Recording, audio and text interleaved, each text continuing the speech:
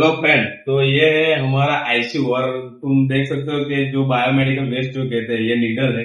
इसको जलाने के लिए ये मशीन का इस्तेमाल किया जा सकता है। जैसे ये नीडल देख सकते हो, इसको हम डालेंगे इस मशीन में तो इस तरह वो जल जाएगी। देखो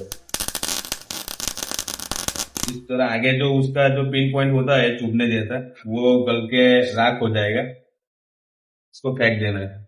और जिस तरह देखें, ये सब उसका बायोमेडिकल वेस्ट है जो हमने जलाया है, वो सब इसमें है। तो ये इस तरह जलती है।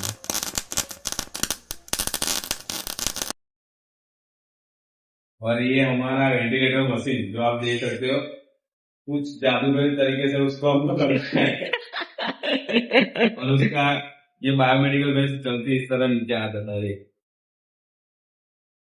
तरह वो जल जाता है। ठीक है?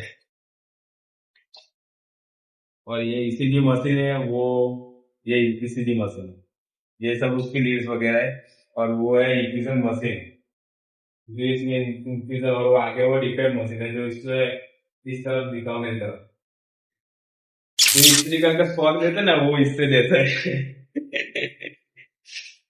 अब अभी एक ज्यादा एक है मुझे जिन्हें दाना मंदिर मशीन बोलते हैं।